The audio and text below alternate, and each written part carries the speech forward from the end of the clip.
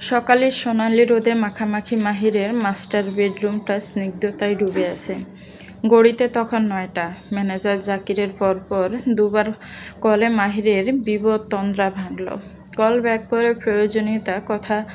প্রয়োজনীয় কথা শেষ করে খুব সাবধানে বুকের উপর থেকে কম্পটা সরালো মাহির। গুটিসুটি মেরে অগোরে ঘুমিয়ে আছে রোজি। ছোট্ট মুখটা পরম নিশ্চিন্তে মাহিরের বুকের খাজে গুজে রেখেছে। প্রতিটি উষ্ণ নিঃশ্বাস আশ্রে পড়ছে মাহিরের উন্মুক্ত বুকে। ঘুমের ঘোরে মেয়েটার নিঃশ্বাস স্বাভাবিকের চেয়ে একটু বেশিই ঘন হয়ে ওঠে। জানালার পর্দার পাক গলে এক সিলতে রোদের ঝিলিক এসে পড়েছে রোজির ডান গালে। ফর্সা গালটা এখনও কিছুটা ফুলে লাল হয়ে আছে। মাহিরের বুকটা অদ্ভুত এক প্রশান্তিতে ভরে উঠল। পরম মমতায় হাত বাড়িয়ে রক্তিম গালটা আলতো করে ছুঁয়ে দিল সে। মাহির আলগোছে বিছানা ছেড়ে উঠতে নিতে রোজি বিরক্তিতে মুখ চোখ কুঁচকে নড়ে চড়ে উঠল। মাহির তড়িঘড়ি করে আবার স্থির হয়ে শুয়ে থেকে ওকে শান্ত করে নিল। কিছুক্ষণ পর পুনরায় উঠতে গেলে রোজি আদৌ ঘুমন্ত কণ্ঠে গজগজ করে উঠল, বিরক্ত করছেন কেন? বিরক্ত করছি কোথায়? তুই ঘুমা বলে মাহির রোজের মাথাটা বালিশে সরিয়ে দিতে চাইল। আবার নড়ছে। আশ্চর্য, আমি উঠবো না? অফিসে যাব তো আমি। না, যাবেন না। অফিসে না গেলে কাজ গোল্লায় যাক কাজ। এভাবেই থাকুন বলছি, আমি ঘুমাবো। তখনই মাহিরের ফোনটা আবারও বেজে উঠল। মাহির ফোন হাতে নিতেই রোজি পুনরায় গজগজ করে উঠল। শান্তি নেই। সকাল সকাল এত বিরক্ত করছে কে? বাসায় বউ নেই মানুষের? দেখো, ম্যানেজার ফোন করেছে, গুরুত্বপূর্ণ কাজ আছে অফিসে। আর একবার ফোন করলে ম্যানেজারের চাকরি খাবো আমি। তাকে বলে দিন আপনি আজকে যাচ্ছেন না। বলেই রোজি আবারও মাহিরের বুকে মুখ গুজে কম্পটা দিয়ে সারা মুখ ডেকে নিল। মাহির মনে মনে হাসলো। বাহ, এক রাতের ডোজেই এত উন্নতি, ছাড়তেই চাইছে না। ভেরি প্রাউড অফ ইউ মুনতাসিম মাহির। মাহিরের পুরুষ সত্তা নিজেই নিজেকে বাহাবা দিল। মাহির আর কথা না বাড়িয়ে ম্যানেজার জাকিরকে দ্রুত একটা মেসেজ লিখে দিল। জাকির সাহেব, চাকরি বাঁচাতে চাইলে আমাকে আর দ্বিতীয়বার কল করবেন না। আর প্রজেক্ট রেডি আছে, সময় মতো সাবমিট করে দিন। দুপুর কাট 12টা। ঘরের দরজায় করাঘাত পড়ল। মাহির ঘরে আছে জেনে সকাল থেকে বড়রা কেউ রোজিকে ডাকেননি। কিন্তু এখন আর না ডেকে উপায় নেই। রাইসা এসেছে। রোজি নিজেই তাকে কাল আসতে বলেছিল, অথচ আজ সে দিন দুনিয়ায় ভুলে ঘুমাচ্ছে। শেষমেশ তুবাকে পাঠানো হলো ডাকার জন্য। তুবা জানে না যে ভেতরে মাহিরও আছে, তাই সে জোরে জোরে করাঘাতের সাথে গলার পুরো স্বর উঁচিয়ে ডেকে চলেছে, রোজি, এই রোজি, তোর বান্ধবী আসছে। এই সেমরি, দরজা খোল। এত কিসের ঘুমাস? মাহির কিছুটা বিরক্ত হয়ে বিছানা ছেড়ে নেমে দরজার দিকে এগিয়ে গেল। হবু ননদিনীর মাহিরকে দরজা খুলতে দেখে তুবার কথা মাঝপথেই থেমে গেল। থতমত খেয়ে বলল, ভাইয়া। মাহির ঘুম জড়ানো চোখে চেয়ে শুধালো, কে এসেছে? রোজির বান্ধবী রাইসা। আচ্ছা, ও আসছে, তুই যা। ঠিক আছে ভাইয়া বলে তুবা দ্রুত পা চালালো। মাহির নিজে ফ্রেশ হয়ে এসে রোজিকে ডেকে দিল। রোজির মস্তিষ্ক পুরোপুরি সজাগ হতে কাল রাতে দম বন্ধ করা মুহূর্তগুলো একে একে স্মৃতিপটে হানা দিতে লাগলো। ব্যাস, আর কে ধরে তাকে? এবার লজ্জায় মাটির সাথে মিশে যায় সে। ভুলেও মুখের উপর থেকে কম্পটা সরাচ্ছে না। তার উপর শার্ট পরতে পরতে সকালের কীর্তিকলাপের ব্যাখ্যা খুলে ধরেছে মাহির। কোনো মতে কম্পট নিয়েই একদৌড় ওয়াশরুমে ঢুকে গেল রুচি। মাহির তৈরি হয়ে বাইরে যাওয়ার পর হাঁপ ছেড়ে বাঁচল সে। ওয়াশরুম থেকে বেরিয়ে এসে ড্রেসিং টেবিলের আয়নার সামনে দাঁড়িয়ে মেয়েলি দেহের প্রতিচ্ছবি দেখে আরও এক দফা লজ্জায় লাল নীল বেগুনি হয়ে উঠল রমণী। এই লজ্জাতেও পরম সুখ। দ্রুত একটা সুতি ওড়না মাথায় জড়িয়ে নিল রোজি। ওড়নার এক প্রান্তে টেনে অত্যন্ত সুকৌশলে ডান গালটা ডেকে তবেই সে নিচে নামলো। রাইসা লিভিং রুমে বসে নাস্তা করছিল। প্রিয় দুই বান্ধবী অনেক দিন পরে এক জায়গায় হয়ে আত্মহারা হয়ে পড়ল দুজনেই। রোজি ওকে নিয়ে উপরে এলো, তবে মাহিরের নয়, ওর আগের ঘরে। মাহিরের ঘরে এখন কাউকে নেওয়ার প্রশ্নই ওঠে না। গদ জুড়ে ছড়ানো গত রাতের মধুর সঙ্গ দংশাব শেষ। কেউ দেখলে মুখ দেখানোর আর জায়গা থাকবে না। সময় করে তা পরিষ্কার করবে রোজি। প্র্যাকটিক্যাল খাতা আঁকাবে বলে রাইসাকে আসতে বলেছিল রোজি। দুজন মিলে টুকটাক গল্প করতে করতে আঁকালে আর বোরিং লাগবে না। তবে রোজিকে ওভাবে গাল ডেকে থাকতে দেখে রাইসা এক পর্যায়ে সরল মনে শুধালো, রোজি এই গরমের মধ্যে তুমি এভাবে আছো কেন? এখানে তো কেউই নেই, ওড়নাটা খুলে ফেলো। চোরের মন পুলিশ পুলিশ। রোজি ওড়নাটা আরও একটু ভালো করে টেনে আমতা আমতা করে কথা কাটিয়ে দিল। আসলে গালে বিশাল বড় একটা পিম্পল উঠেছে রাইসা। আম্মু বলেছে মানুষের চোখ লাগলে আরও বড় হবে, তাই। রাইসা আর কিছু বলল না, ঠোঁট টিপে হেসে নিজের কাছে মন দিল। ব্যালকনিতে বসে ছোট একটা আয়নার সামনে রেখে চুলে বিনুনি গাচ্ছে তুবা। কিছুক্ষণের মধ্যে সন্ধ্যা নামবে, তারপর পরই আসিফ ফিরবে। আজকাল ঘুম, খাওয়া, পড়াশোনায় ফাঁকিবাজি করা আর আসিফের জন্য অপেক্ষা করা ছাড়া তুবার আর কোনো কাজ নেই। সুন্দর একটা বিনুনি গেথে তারা আগায় ডিজনি স্টিকার লাগানো তুলে আটকে দিল। সামনের দিকে দুপাশের ছোট কয়েকটা চুল বের করে একটু ডিজাইন করে নিল। তারপর আয়নাটা মুখের একেবারে সামনে এনে এদিক ওদিক ঘুরিয়ে দেখতে লাগলো মুখটা। না, সুন্দরই লাগছে। বাড়িতে এর থেকে বেশি সুন্দর দেখালে লোকে মন্দ বলবে। ব্যালকনি থেকে ঘরে এসে বিছানার উপর আয়রন করে রাখা শার্টটা তুলে হাতে হাত বুলাতে লাগলো। তারপর মুখের কাছে নিয়ে পর কয়েকবার ঠোঁট চুইয়ে দিল শার্টের মসৃণ কাপড়টাতে। আসিফের শার্ট এটা, যেটা সে কাল ধুয়ে দেওয়ার কথা বলেছিল। আসিফ অফিসে যাওয়ার পর ওর ঘর থেকে শার্ট নিয়ে এসেছিল তুবা।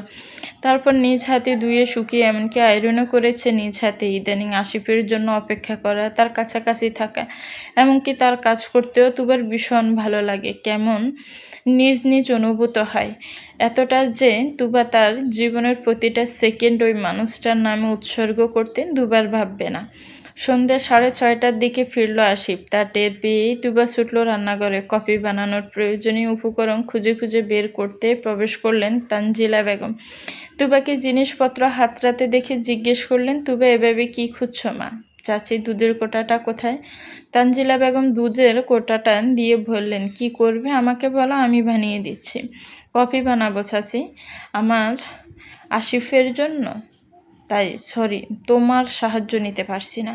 তুবার অকপটে কথা শুনে তানজিলা বেগম মুচকি হাসলেন। এই মেয়ের সংকট যে একটু কম তা ভদ্রমহিলার অজানা নয়। তাই তিনিও তাল মেলাতে হেসে বললেন, শোনো বৌমা, আমার ছেলে কিন্তু কফিতে দুধ কম আর কফি পাউডার বেশি দিয়ে কড়া কফি পছন্দ করে। দায়িত্ব যখন নিচ্ছ বলে রাখলাম তোমাকে।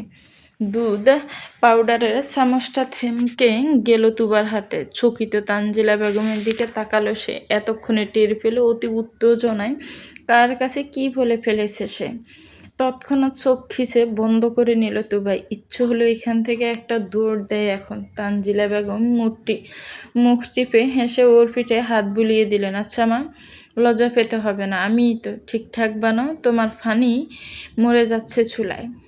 বলেই তিনি বেরিয়ে গেলেন রান্নাঘর থেকে। কফি হাতে তুফা চপল হয়ে ছুটল আসিফের ঘরের দিকে। বেজানো দরজার ফাঁক দিয়ে উঁকি দিল প্রথমে। আসিফ ওয়াশরুমে বোধ হয়। এবার দরজা পুরোপুরি খুলে ভিতরে প্রবেশ করলো তুবা। শার্টটা বিছানার উপর রেখে নিজেও তার পাশে বসে পড়ল।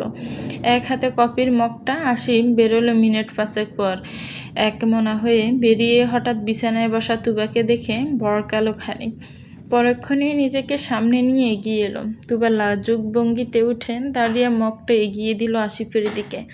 আসিফ তাকালো তুবার হাতের দিকে। প্রথমে চোখ আটকালো কবজিতে ঝলমল করতে থাকা এক গোছা আকাশি ছুরিতে। পরনে চুড়িদারের সাথে ম্যাচিং করে পড়েছে। তবে এগুলো আসিফেরই দেওয়া। কাল রাতে একটা বিশাল ছুরির বাক্স গিফট করেছিল আসিফ তাকে। সেখানে আলাদা আলাদা ভেরিয়েন্টের 24 সেটে ছড়িয়ে আছে। গিফট পাওয়ার পরেই না মহারানীর ফুচকার রাগটা পড়ল। আর আজকে আসিফ আসতে না আসতেই কেমন খাতির করতে চলে এসেছে। আসিফ মনে মনে হাসলেও বাইরের চেহারা গম্ভীর করে কফির মগটা হাতে নিল। এক চুমুক দিতে নাক মুখ কুঁচকে এলো আসিফের। বুঝতে বাকি রইল না এটা কার হাতের কারসাজি। কফি পাউডার স্বাভাবিকের তুলনায় সামান্য বেশি দিতে বলেছিলেন তানজিলা বেগম, কিন্তু এই মেয়ে একেবারে খাওয়ার অনুপযোগী করে দিয়ে নিয়ে এসেছে। অবশ্য অভ্যাস না থাকলে যা হয় আর কি। তবে এ নিয়ে কথা বাড়িয়ে মেয়েটার ফুরফুরে মনটা নষ্ট করে দিতে মন চাইল না আসিফের। একটু খারাপ হলেও কি, চেষ্টা করে বানিয়েছে, এটাই তো বড়। নাক বন্ধ করে কোনো মতে তরলটুকু শেষ করার অপেক্ষায় রইল সে। তবু উৎসুক চাহনিতে তাকিয়ে আছে আসিফের দিকে। প্রশংসা শুনতে চাইছে কি, কিন্তু এই জিনিসের প্রশংসা আদৌ করা সম্ভব? যতই মিথ্যে হোক, এতটাও বাড়িয়ে কিছু বলা সম্ভব হলো না আসিফের। আসিফকে নিরুদ্দেশ দেখে তুবা একটু আশাহত হলো মনে হয়। এবার বিছানা থেকে বাস করা শার্টটা তুলে নিয়ে আসিফের সামনে দৌড়ল। তোমার শার্টটা? আসিফ এবার আর নিজের বিস্ময় আটকে রাখতে পারল না, বিষম খেয়ে গেল। তুবা তড়িঘড়ি করে শার্ট রেখে 2 হাত দিয়ে আসিফের পিঠে হাত বুলিয়ে দিতে লাগলো। ঠিক আছো?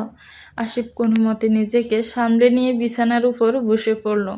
শার্টের দিকে একবার তাকিয়ে ফের তুবার দিকে ঘুরে বলল, এটা তুই দিয়েছিস? তুবার লাজুক হেসে উপর নিচ মাথা নাড়ল। আয়রনও করেছি। আসিফ ভেবে পেল না ওর এখন খুশিতে একটা উড়াদুড়া ডান্স দেওয়া উচিত, নাকি অতি আবেগী হয়ে ব্যাঁ ব্যাঁ করে কাঁদা। সে নিশ্চিত তার জায়গায় এখন কোনো মেয়ে থাকলে এতক্ষণে কেঁদে কুটে একাকার করে দিত। আসিফ হাতের ইশারায় কাছে ডাকলো তুবাকে। তুবা চপল ফাঁয়ে এগিয়ে যেতে ওর হাত টেনে উলুর ওপর বসিয়ে নিল আসিফ। সামনে ঝুলিয়ে রাখা ছোট চুলগুলো কানের পিঠে গুজে দিয়ে বলল, ওয়াইফ হওয়ার আগেই ওয়াইফ ম্যাটেরিয়াল হয়ে যাচ্ছিস? এত ভালো লাগা কোথায় রাখবো আমি? তুবা ব্রুকুটি করে আসিফের দিকে তাকিয়ে বলল, কেন, স্টোরেজ লোড হয়ে গেছে? একদম। তুবা এবার আসিফের টি শার্টের কলারটা ঠিক করে দিতে দিতে বলল, তাহলে স্টোরেজ বড় করো আসিফ, কারণ তোমাকে দেওয়ার মতো আরও অনেক কিছু বাকি আছে আমার। বলেই আসিফের বুকে মাথা এলিয়ে দিল তুবা। আসিফের বুকে দুঃখপুকানি স্পষ্ট শুনতে পাচ্ছে সে। হৃৎপিণ্ড স্বাভাবিকের চেয়ে কয়েক গুণ দ্রুত বিট করছে। তুবা মুচকি হাসল। আসিফ ফালতো করে নিজের সাথে জড়িয়ে নিল তুবাকে। কপালে একটা শুকনো চুমু খেয়ে বলল, আজ আমি খুব খুব খুশি কলিজা, আর খুব তাড়াতাড়ি তোর সাথে সুখীও হতে চাই। আমি তোমার কলিজা? আহ্লাদি হয়ে জানতে চাইল তুবা। না, তুই আমার সমস্তটাই। আজকে আর রাইসাকে হোস্টেলে ফিরতে দেয়নি রোজি। মূলত এর প্রধান কারণ মাহিরের থেকে লুকিয়ে বাছা। কথা অনুযায়ী কাজ। ডিনার শেষে আগেভাগেই রাইসাকে নিয়ে ওর ঘরে ঢুকে গিয়েছে রোজি। মনে মনে ফোন করেছে কাল সকালে মাহিরের বেরিয়ে যাওয়ার আগে আর ঘর থেকে বের হচ্ছে না সে। এদিকে মাহির ফিরল 10টার পর। রোজির হদিস নেই। নিজের ঘরে বসে পড়ছে ভেবে তেমন মাথা না গামিয়ে গোসল করে নিচে এলো সে। শাহিদা বেগম খাবার বেড়ে দিলেন। খেয়ে দিয়ে ঘরে ফিরে এলো মাহির। এখনও বউর দেখা নেই। ব্যাপার কি? তার বউ তো এতক্ষণ আড়ালে থাকার মেয়ে নয়। তার মধ্যে টুং করে মেসেজ এলো ফোনে। রোজি লিখেছে, রাইসার সাথে এই ঘরে আছি আমি, আপনি ঘুমিয়ে পড়ুন, শুভরাত্রি। মেসেজটা পড়ে তির্যক হাসলো মাহির। ফোনটা রেখে ল্যাপটপ নিয়ে বসলো সে। চলবে। তো ভিউয়ার্স, গল্পটার এই পর্ব কেমন লেগেছে একটি কমেন্টস করে জানাবেন। গল্পটা ভালো লাগলে একটা লাইক করবেন, গল্পটাকে শেয়ার করবেন, আর আমার চ্যানেলকে প্লিজ সাবস্ক্রাইব করবেন। যারা অলরেডি সাবস্ক্রাইব করে রেখেছেন তাদেরকে অনেক অনেক ধন্যবাদ। ভালো থাকবেন, সুস্থ থাকবেন, আমার চ্যানেলের সাথে থাকবেন। আল্লাহ হাফেজ, আসসালামু আলাইকুম।